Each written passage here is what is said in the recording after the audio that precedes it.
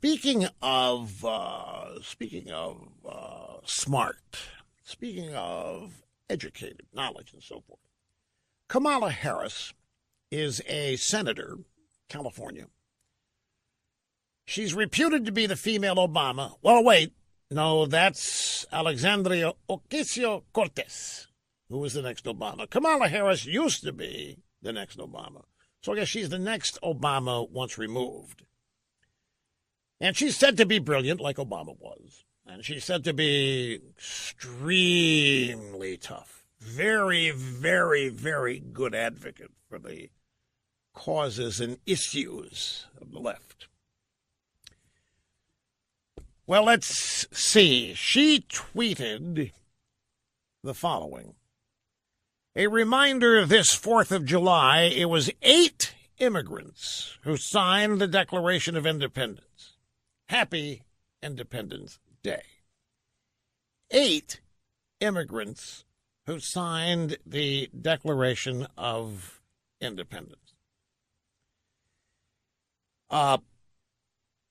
Ms. Harris, it was 56 people who signed the Declaration of Independence, and you further should explore what happened to them, because in signing the Declaration, they pledged their lives, their fortunes, their families, and their sacred honor. And many of their families were hounded and killed. But anyway, there were 56 signers, Declaration of Independence. Of those 56, 48 were born in the American colonies. 8 were born in Britain. They were all subjects of the crown like everybody else at the time. There were no immigrants, per se. But this is how they bastardize political terminology. We're all immigrants, they say. Yeah, at some point, of course, the country was founded in the 1700s. Of course, we're all here. We all came here from somewhere else. But that has nothing to do with what's going on at our southern border. It has nothing to do with what's happening now. We're all immigrants, so let anybody in the country in. It's no different than their argument with the homeless in years gone by. Well, you know, Mary and Joseph were homeless. Jesus was born to a homeless couple, so we got to be very careful how we treat the homeless. So to the left, they bastardize all of these things. They get young skulls full of mush to believe it, but now here's Kamala Harris, who is not a young skull full of mush. But she's obviously a skull full of mush. 8 immigrants signed the Declaration of Independence. No.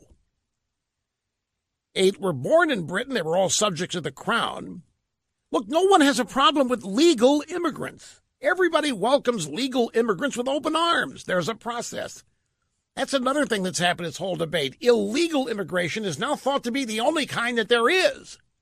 And so when people argue against it, a bunch of brain-dead idiots think that we're trying to close the border and shut down America to all immigrants, which is something that's being done by design, that framing of trying to say that illegal immigration is the only kind of immigration that there is.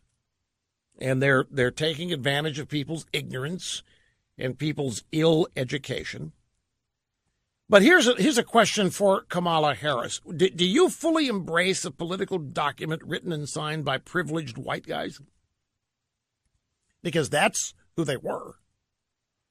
And here you are out there talking about how great the Declaration is. We got to celebrate it. But you don't like privileged white guys, if I listen to you day in and day out. Also, Senator Harris, do you agree with this? We hold these truths to be self-evident, that all men are created equal, that they are endowed by their Creator with certain unalienable rights, that among these are life, liberty, and the pursuit of happiness. Notice which one is first there.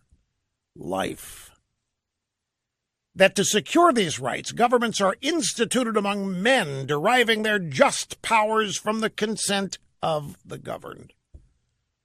Senator, do you agree our rights are unalienable because they come from God? Or do you believe, like other brain-dead leftists, that rights come from government?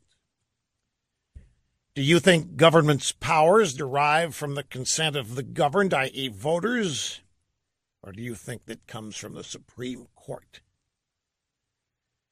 I mean, if she embraces the Declaration, that's great. I just don't hear her day in and day out talk like she much understands it,